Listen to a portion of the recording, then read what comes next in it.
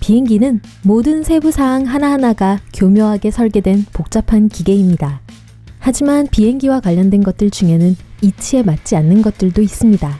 비행기 탑승과 하차는 왜 그렇게도 오래 걸리는 걸까요? 비행기는 엔진이 하나만 있어도 날 수 있는데 왜 엔진을 여러 개 장착하고 있는 걸까요? 그리고 블랙박스는 정말 검은색일까요? 자, 그럼 이제 답을 알아봅시다. 1. 산소 마스크는 오래가지 않습니다. 승무원들은 안전수칙을 통해 기내의 압력이 갑자기 낮아질 때를 대비해 산소 마스크 사용법을 알려줍니다. 하지만 그 산소 마스크를 15분밖에 쓰지 못한다는 건 말해주지 않습니다. 그래도 당황하실 필요는 없습니다. 그 정도만 돼도 비행기가 안전고도에 도달하기에는 충분하거든요. 비행기가 3048m 이하로 하강하면 비행기에 탑승해 있는 모든 사람들은 다시 정상적으로 숨을 쉴 수 있습니다. 2. 비행기는 극한 기온을 견딜 수 있습니다. 하지만 상황에 따라 달라요. 승객들에게 비행 정보를 공유할 때 조종사들은 영하 57도라는 극한의 외부 온도를 태연하게 언급합니다. 하지만 이러한 온도는 애초에 비행기가 이륙할 수 없게 만들 수도 있습니다. 순항고도에서의 온도와 지상에서의 온도는 완전히 다릅니다. 지상에서 영하 51도 정도에 해당하는 혹한의 기온은 엔진에 시동이 걸리는 걸 훨씬 어렵게 만듭니다. 게다가 비행기 및 활주로를 녹이는 것과 영하의 기온에서 유지보수하는 인력의 안전을 보장하는 것을 고려해보면 뭐가 문제인지는 명백해집니다. 3. 비행기는 꼭 엔진이 2개 있어야만 날 수 있는 것은 아닙니다. 엔진 하나가 고장나더라도 비행기는 5시간 이상 안전하게 비행할 수 있습니다. 비록 연료 효율도 떨어지고 순항고도에서 서서히 하강하게 되겠지만 말이에요. 하지만 장거리 노선을 운항하는 모든 현대 비행기들은 그러한 상황에 대비하기 위해 검사를 하며 조종사들은 이를 위한 훈련을 받습니다. 사실 비행기는 엔진이 전혀 작동하지 않아도 한동안 활공할 수도 있습니다. 네, 하늘에서 바로 떨어지지는 않는다 할지라도 저는 만약을 위해서라도 예비 엔진이 있는 게 좋을 것 같네요. 4. 조종사들이 잠을 자도 괜찮습니다. 자동 항법이라는 경이로운 장치 덕분에 비행기는 전 세계를 완벽하게 날아다닐 수 있습니다. 한편 인간 조종사들은 비행기 내에서 졸아도 되지만 이와 관련된 규정이 있습니다. 한 번에 한 명의 조종사만이 잠을 잘 수 있습니다. 그리고 자동 항법 장치가 여전히 할 수 없는 것들도 있는데요. 지상에서 주행하기, 착륙하기, 출발점 및 도착점 설정하기, 승객들에게 비행에 대해 설명하면서 재미있는 농담하기가 그것들이죠. 5. 비행기를 하차하는 체계적인 방식은 전혀 말이 안 됩니다. 비행기에서 하차하는 시간은 보통 우리의 비행 시간에서 30분 정도 연장시킵니다. 하지만 컴퓨터 시뮬레이션은 우리가 하차하는 데 걸리는 시간을 35% 단축시킬 수 있다는 것을 보여줍니다. 그렇게 하려면 우리는 횡대가 아닌 종대로 내려야 합니다. 가운데에 통로가 하나 있고 통로의 양쪽에 좌석이 3열씩 있는 비행기를 상상해 봅시다. 먼저 통로의 왼편에 있는 승객 중에서 복도 쪽 좌석 승객들이 내리고 그 다음에는 오른편에 있는 복도 쪽 승객들이 내립니다. 다음에는 통로의 왼편에 있는 가운데 좌석 승객들이 내리고 그 다음에는 오른편에 있는 가운데 좌석 승객들이 내립니다. 마지막으로 왼쪽 창가 자리와 오른쪽 창가 자리 승객들이 내립니다. 여행을 다른 사람과 같이 온 승객들에게는 문제가 될 수 있지만 이는 통로가 꽉 막히는 것을 방지할 수 있는 좋은 방법입니다. 항공사들이 이 방법을 사용하지 않는 이유 중 하나는 항공사는 1등석과 우대석을 팔아서 더 많은 돈을 버는 데에 더 관심이 있기 때문입니다. 그래서 그런 거예요. 6. 무질서한 탑승 방법이 그룹별로 타는 것보다 나을 수도 있습니다. 오늘날 비행기의 승객들이 타는 순서는 뒤쪽이 먼저고 앞쪽이 나중입니다. 물론 그 전에 1등석, 비즈니스석, 우등석이 탑승하지만요. 하지만 이 과정은 승객들이 원하는 좌석에 앉는 것으로 바꾸는 것을 통해 훨씬 더 많이 단축시킬 수 있습니다. 그러면 사람들은 머리 위에 짐을 넣기 위해 서 있는 대신 빨리 자리에 앉으려고 할 것입니다.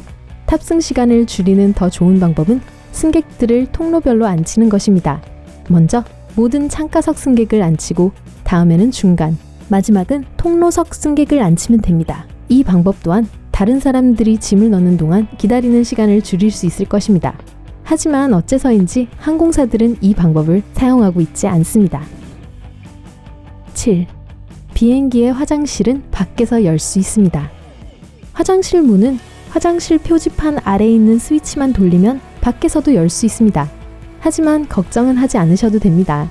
이 스위치는 호기심이 많은 승객들이 사용하는 것이 아니라 안에 있는 사람이 도움이 필요할지도 모른다고 판단될 때 승무원이 사용합니다. 8. 비행기는 번개를 일으킬 수 있습니다. 비행기는 가능하면 뇌우 속에서 비행을 하지 않으려고 하지만 만약을 위해 번개를 견딜 수 있도록 고안되었습니다. 수많은 비행기는 매년 번개를 한 번 이상 맞는데 그렇더라도 멀쩡합니다. 그뿐만 아니라 비행기는 높은 전하를 띠는 구름을 뚫고 날아갈 때 번개를 일으키기도 합니다.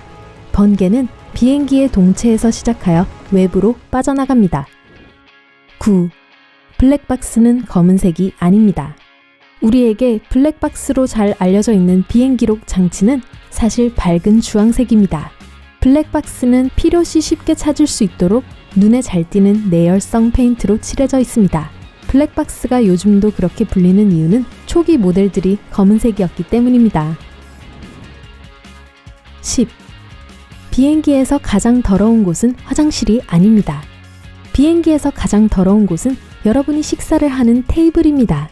실제로 그 테이블에는 변기보다 약 10배나 많은 세균이 있습니다. 그리고 안전벨트의 버클과 머리 위에 있는 통풍구에는 변기물을 내리는 버튼과 거의 같은 양의 세균이 있습니다.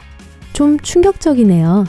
그리고 담요와 베개 또한 모든 승객이 사용하고 난 뒤에 세탁되는 것은 아닙니다. 그리고 여러분이 다시는 비행기를 타고 싶지 않게 만들 한 가지를 더 말씀드리자면 여러분에게 제공된 이어폰은 다른 사람의 귀에 들어갔었던 이어폰일 가능성이 높습니다. 안 되겠네요. 다음부터 저는 벅빅을 타고 가야겠어요. 아 맞다. 벅빅은 실존하는 게 아니었죠? 방금 그 말은 취소할게요. 11. 비행기의 공기는 사하라 사막만큼이나 건조합니다. 공기를 깨끗하게 유지하기 위해서 비행기는 병원과 동일한 공기 여과 기술을 사용합니다.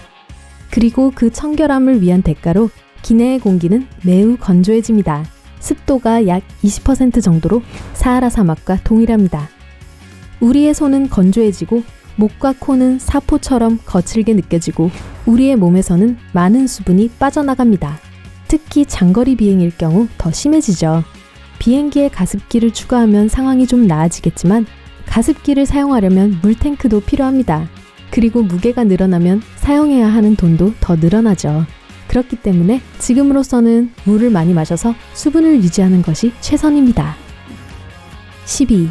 기내식이 맛이 없는 게 아니라 비행 환경이 기내식을 맛이 없다고 느껴지게 만드는 것입니다. 항공사들이 일부러 마분지 같은 맛이 나는 기내식을 만들기 위해 형편없는 요리사를 고용하는 것은 아닙니다. 기압의 차이와 앞서 이야기한 엄청 낮은 습도는 우리 미래의 약 3분의 1을 무감각하게 만듭니다. 우리가 감기에 걸렸을 때처럼 말이죠. 문제는 음식이 아니라 여러분에게 있어요. 13. 조종사와 부조종사는 보통 같은 음식을 먹지 않습니다. 이는 두 사람의 입맛이 완전히 달라서가 아니라 여러분의 안전을 위해서입니다. 특정한 식사에 문제가 있었을 경우 적어도 조종사 한 명은 식중독에 걸리지 않고 비행기를 조종할 수 있죠. 조종사와 부조종사가 꼭 같은 음식을 먹어야 할 경우 그들은 적어도 먹는 시간에 차이를 두어서 동시에 아프지 않도록 조절합니다. 좀 안심이 되네요. 14. 지구온난화는 난기류를 더 심하게 만듭니다.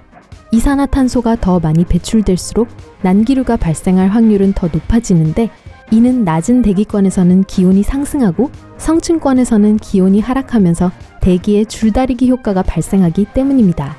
연구원들은 시간이 지날수록 상황이 점점 더 나빠질 것으로 믿고 있습니다.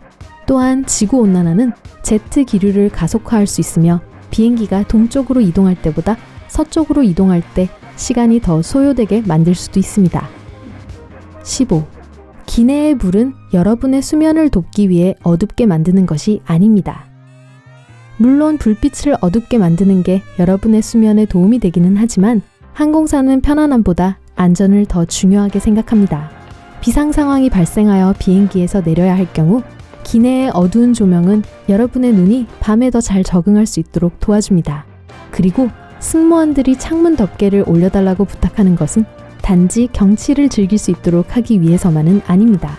이는 비상 대피 상황 발생 시 비행기의 어느 쪽이 대피하기에 더 적합한지를 파악하기 위함입니다. 16. 비행기 환경은 우리를 더 감정적으로 만듭니다. 훌쩍. 정말이에요. 게트윅 공항의 한 설문조사에 따르면 높은 고도는 승객들을 더 감정적으로 만든다고 합니다. 비록 여러분이 비행기 타는 걸 무서워하지 않는다고 해도 공항까지 가는 것과 그 모든 보안 검색 및 긴 줄을 통과하는 것은 여러분을 신체적으로 피곤하게 만듭니다. 게다가 기압 변화와 건조한 공기, 난기류도 있습니다. 그리고 사랑하는 사람들과 작별 인사를 하는 감정적인 요소도 있고 비행기가 내는 알 수 없는 소리도 있습니다. 그 모든 요소들은 여러분의 감정을 격하게 할 수 있습니다.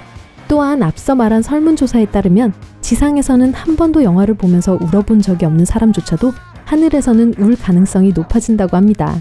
그러니까 제가 슈렉을 보다가 울게 된다고 해도 그건 기내의 압력 때문인 거예요. 아셨죠? 오늘 새로운 걸 배웠다면 이 영상에 좋아요를 눌러주시고 친구에게 공유해주세요. 여기 여러분이 좋아할 만한 멋진 영상도 준비해봤어요. 왼쪽 또는 오른쪽에 있는 영상을 클릭하고 즐기시기만 하면 돼요. 삶의 밝은 면에 머무르세요.